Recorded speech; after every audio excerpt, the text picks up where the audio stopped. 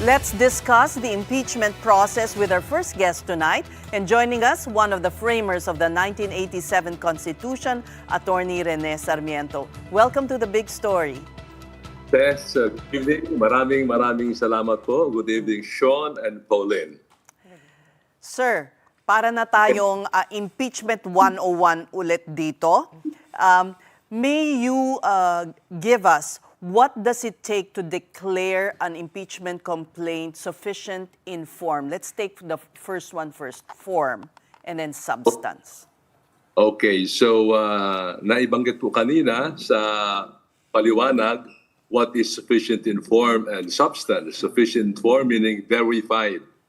Ito po ay binanggit ng ating Korte Suprema, what is verified, meaning susumpaan po ng mga complainants na totoo ang mga complaints nila na tama po. So verified po, meaning notarized. Hindi po basta-bastang statement or affidavit without notarization. Pangalawa po, sufficient in substance. Ibig sabihin, tama po ba, sapat ba ang katibayan ayon po sa narration of facts, yan po sa impeachment complaint. So ito po ang titingnan ng ating mga miyembro ng Committee on Justice na pinungunahan ni Congressman Luistro. Okay, ngayon po, dalawa ang complaints na titignan nila. May mga nagduda sa unang complaint na it was meant more to shield the president rather than a real complaint. Pero they are now consolidated. How then would that affect the appreciation of the Justice Committee, sir? Says that will be moot academic, yung sinasabing kulang yung first complaint because with the consolidation, magkasama na po yung dalawa, yung allegations po sa dalawang complaint filed by Attorney Andre at yung second by the Makabayan Black. So, iisa na po sila ngayon, consolidated na po. All right.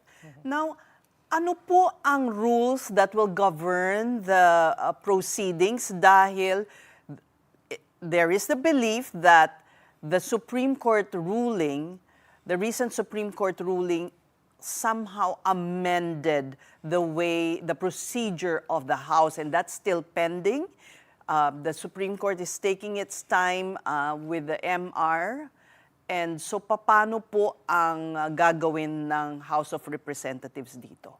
It says, as of today, we have to follow the rules of the Committee on Justice. Kasi po, pending pa until now ang decision ng Korte Suprema. It's not final and executory. There are 5 motions for reconsideration. Yung mga standards na ginamit po sa Duterte versus House ay hindi muna gagamitin dito po sa 2 impeachment complaints because this case is still pending up to the present. Okay, but then the Senate last year used that ruling to archive the impeachment complaint against VP Sara. So hindi ho ba pwedeng erase rin yan ng mga mambabatas sa lower house? Well, that is a possibility, says, yung archiving and therefore dismiss na ang complaint without referring to the Committee on Justice. That is a very possible argument that pwedeng erased nila. But as of today, we follow the rules of the Committee on Justice na nakita ko po sa screen. Ito po susundin po nila at hindi po yung desisyon ng Korte Suprema where new standards are set, new rules are set, which to me should be prospective in application. Attorney Sarmiento, last week, we spoke to Justice Committee Chairwoman, si Congresswoman Luistro. Ang sabi niya kasi, yung motion for consideration na nakabinbin sa Korte Suprema, this has to do with the second mode, which is yung 1/3 of the House expedited complaint mode. But this time, they're just doing the first mode, which is yun nga, yung referral to the Justice Committee, etc., and so on and so forth. And she says, wala daw bearing yung paghahantay dito sa MR since ginagamit naman natin yung isa pang mode at hindi yung second mode. What are your thoughts on that? Yes, says clarification, there are 3 modes. Not only 2 modes. There are 3 modes under the Constitution. One is the filing of a complaint verified by a member of the House. Number 2 is by a citizen endorsed by a House member. The third one, ito po yung binanggit ni Congressman Luistro, yung 1/3 of the members of Congress supporting the verified complaint or verified complaint filed against the impeachable officials. So there are three modes. So whether one or two, except for the three, you have to follow the rules set forth by the Committee on Justice. So now that it is before the Justice Committee, and as we know, this is a numbers game naman po, it can easily be dismissed at the committee level, this impeachment complaint. Yes, that is a very big possibility. I counted the members of the House Committee on Justice of the 19th Congress. Ilan po sila? Mahigit kumulang 30. There are several chairpersons, several vice chairpersons, members of the minority, members of the majority. So you are correct. Following the numbers game, kung sino po ang majority, kampi kay Presidente, kung marami sila, sigurado pong madidismiss po ang impeachment complaint. Pero kung mailatag naman ng maganda ang kanilang basehan, ay pwede po bang magpalit ng isip itong mga members of the majority sa Justice Committee? Well, again, that is a possibility assess, no? Yung pagbabago ng isip. Mismong Korte Suprema, nagbabago din ng isip nila. So, pwede i-grant yung motion for reconsideration. So, posible po mangyari sa Committee on Justice ang pagbabagong isip ng ating members of the Committee on Justice. Though medyo kahirapan po because impeachment is a political process. But Attorney, walk us through the timeline. Ano? If magbago man yung isip ng committee, how long do they have to do this? Okay. So na-file po ang impeachment complaint Monday. So refer to the Committee on Justice. So that bars yung filing of subsequent complaints.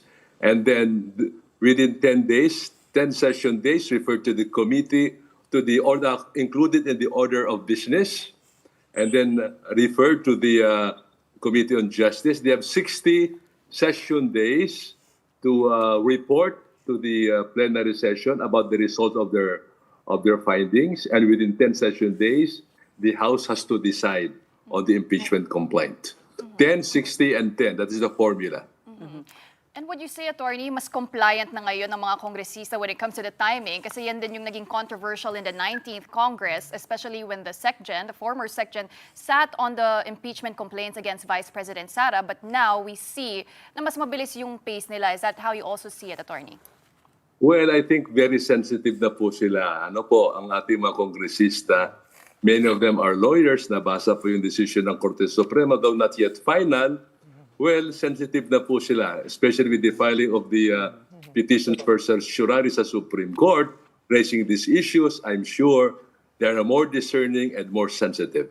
But Attorney, we're also looking at another impeachment complaint probably in the next week or week and a half. How do you see that moving forward? I think they're saying it's unprecedented. Do you recall such an event ever happening? If they file another impeachment complaint after the referral to the Committee on Justice yesterday, January 27, yan po ay barred na po. That will not be entertained following the ruling of the Supreme Court in two cases, Francisco versus House, and then the case of Gutierrez versus House. So future impeachment complaints ay hindi na po pwede. Sarado na po ang pintuan ng House of Representatives. What we mean is against VP Sara. Okay. And if I may add to the question of Sean, did the Constitution framers see this happening? The highest leaders of the land being both facing impeachment complaints. Well, ang nakalagay po sa ating saligang batas says President and Vice President. So sa ating kasaysayan, only presidents ang nai-impeach. Vice President, mukhang wala pa tayo. Na kung sabay po ito, this is a milestone, a breakthrough, the first of its kind sa Philippine history. Only in the Philippines po, says. Only in the Philippines. Gagawa na naman tayo ng record. Pero attorney, po. did you see this happening? That it's a possibility that the country will be facing? Well, we never contemplated that, says in Scenario, in the House. I was the majority floor leader at that time when this matter was being discussed. So, hindi ko po makita na sabay po sila, no? Kasi nakita po namin na impeach ang presidente, papalit ang vice-presidente. But kung sabay po, medyo beyond our wildest imagination at that time. Kasi, What about attorney? Na-imagine nyo ba dati na ganito ka-heavily politicized possibly magyari, no? Ang isa around on impeachment, a certain impeachment from what we saw last year to what we're seeing this year. Did you guys, as the framers in 1987, think, well, baka pala gamitin to heavily ngayong may supermajority, etc.? well, always shown, ang impeachment ay political, no? Highly politicized. If we study all impeachment complaints, time of Dato Macapagal, tapos kay President Marcos, kay President GMA, kay Joseph Estrada, highly politicized po, no? Talaga pong voting along party lines at involved po ang public sa prosesong ito. So this will be highly politicized like all other impeachment complaints involving the highest public officials of the land. Attorney, I wanted to go back dun sa possible impeachment complaint against Vice President Sara Duterte because before this goes to Congress, nauna na po yung mga ilang complaint before the Ombudsman, among them plunder complaints. How crucial is it, or how crucial is the investigation of the Ombudsman? I understand he can make recommendations to Congress. Mas strengthen ba nun yung impeachment case proceedings against an impeachable official? Pauline, separate po yung ombudsman proceeding dito po sa impeachment complaint. At issue po dito sa impeachment complaint ay yung removal from public office and disqualification. Sa ombudsman po ay criminal offense, meaning conviction and imprisonment. So magkaiba po. According to the complainants dun sa first plunder case filed against Sara Duterte sa ombudsman, one of the complainants was quoted as saying, the same evidence that was used in the impeachment complaint in the House ay ginagamit po namin dito po sa Ombudsman. So magkahiwalay na proseso po ang dalawa. At ang purpose po ay magkaiba rin. But can it strengthen the case of, we are going ahead of the story here, but they have already, several groups have announced that they will file an impeachment complaint against the Vice President. Can the Ombudsman present his findings, his assessment to the Justice Committee, for instance? Well, that can be a reference, a source by the Committee on Justice. These are government institutions, so pwede pong gamitin po kung ano man ang findings. But this is not conclusive, no? Itong findings ng Ombudsman, depende pa rin sa Committee on Justice whether or not may merit po ang findings ng Ombudsman. Some critics kasi are saying, attorney, no, na itong mga nag-file nga sa ombudsman ng dalawang plunder complaint, kumbaga plan B daw or backup plan in case mag-fall through, in case something happens to that MR with the Supreme Court. So, if we look at it, for example, as a plan B, how, I know this is super hypothetical, but how would it play out? Let's say may nahanap yung ombudsman na probable cause. Paano po yung proseso nun? Ipapasa niya to who exactly in the lower house? Ang proseso po sa ombudsman, iba yung proseso sa ombudsman ho muna. Doon pa na-file sige, ang opo. complaint and then from ombudsman to Sandigan Bayan. Iba ho yung proseso, you have to follow the rules of evidence according to the rules of court. Dito po sa Kongreso, they are not bound by the rules of court. Kahit na yung quantum of evidence, iba po eh. If the congressmen are satisfied or the senators are satisfied, that would be enough to convict, no? Kahit na hindi beyond reasonable doubt or substantial evidence. So magkaiba po yung proseso at magkaiba po yung paggamit ng ebidensya and the rules to be followed in the Ombudsman or Sandigan Bayan and in the Congress of the Philippines. So, kumbaga, mas court procedure talaga pag dumaan dun sa ombudsman, which might be a little bit, well, obviously less politicized and maybe a little bit more quote-unquote fair, attorney? Well, they can be both fair, no? Kahit na ombudsman or House of Representatives. Ang pagkakaiba po ng dalawa, quasi-judicial po ang ating ombudsman. Parang fiscal's office po sila, no? So may susundin pong proseso po.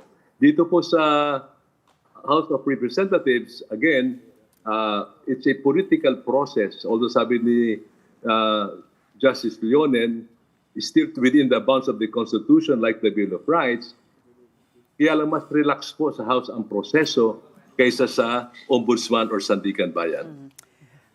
Attorney, what about the archived impeachment complaint in the Senate? Is that dead? Can that be revived? Okay.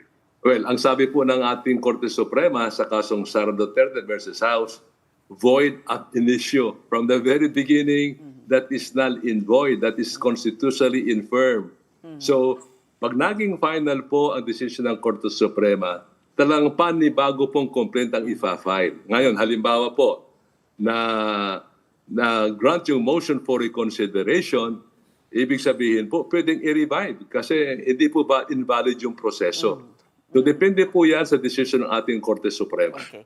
Now, enlighten us on the timeline naman of the Supreme Court. Bakit po ang tagal na magdesisyon na magkaroon ng finality itong decision nila dito?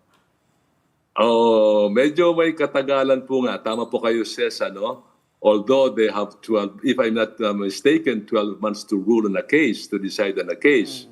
But since this is a case of national importance, I think the Supreme Court has the obligation to finish this once and for all, whether to grant the motion for it.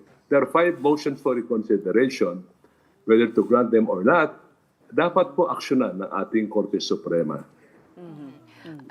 Attorney, going back to the impeachment complaints, if the Justice Committee does find sufficient form and substance, in the case of the impeachment of President Bongbong Marcos, they will be inviting the President himself to air his side and to give an explanation. But it's up to, he has the prerogative kung magpapakita man siya o hindi. Ano po magiging implication nun, Attorney, in case they don't show up before the lower house or the Justice Committee? Well, the case can proceed, no? Although sinasabi sa rules may cross-examination. Meaning yung taong involved should be cross-examined. Dapat haharap siya, no? That's the meaning of cross-examination. Hindi po pwedeng affidavit. But we have to consider that he's the president of the land. He's the commander-in-chief. So he has so many pressing responsibilities. So yan po that has to be weighed by the Committee on Justice, whether to compel him or not, no? So again, this is a case of first impression, whether to compel the presence of the president. So yan po ang isang issue na tatakil ng ating Committee on Justice. What is your own thought? Okay, my own thought on this is that, well, if there's nothing to hide, the president has nothing to hide. At kung talagang the allegations are baseless, no, for the sake of justice and transparency, I think the president has to appear. Okay, and because impeachment is very, very political, as we have been saying since the beginning of this chat, Attorney, kung i-dismiss nung House Justice Committee itong complaint for lack of form and substance or both, that's it for a year. That's correct. That's correct. So we have to wait for 1 more year to file another complaint against the president because of the 1-year bar rule under the Constitution. So tayo pa ay maghihintay ho muna. Yung kay Sara naman, ang sabi ng Supreme Court, wait until February 6 to file another complaint in case the motion for recon is denied. Pero kung umusad naman pareho, attorney, paano yan? We will have 2 impeached officers, the highest of the land. You are very correct. Very correct. So who will be, yes. in the hierarchy of succession, it will be the Senate President. Tama po ba? Hindi pa ho set. Kasi this is impeachment. Ibig sabihin impeachment, charged pa lang sila. Wala pang trial and conviction. They remain in office unless they are until they are convicted by the Senate. So they remain as president and vice president. Though impeached, yeah. Yeah. Until convicted. Until Right. convicted. Right. And if that happens, what then should the Senate President Tito Soto do? I know, big hypothetical again. Should he recuse Okay. himself? Because Oo you nga, he know, will benefit, ano? He might be accused at least of that. Yun, if that happens, na-convict po yung dalawa. Meaning, sila po itatanggalin. In terms of succession under the Constitution, the Senate President ang mauunang successor. Yeah. Kung walang successor, kung walang Senate President, the Speaker of the House. Yung third po, Congress has to meet in a special session to find out who will be the next president or vice president or hold a special election. Very interesting times, ano po, attorney? Very, very, very Very. interesting times. Exciting times are only in the Philippines. Pasensya na, attorney, pinag-recite namin kayo ng kehaba-haba.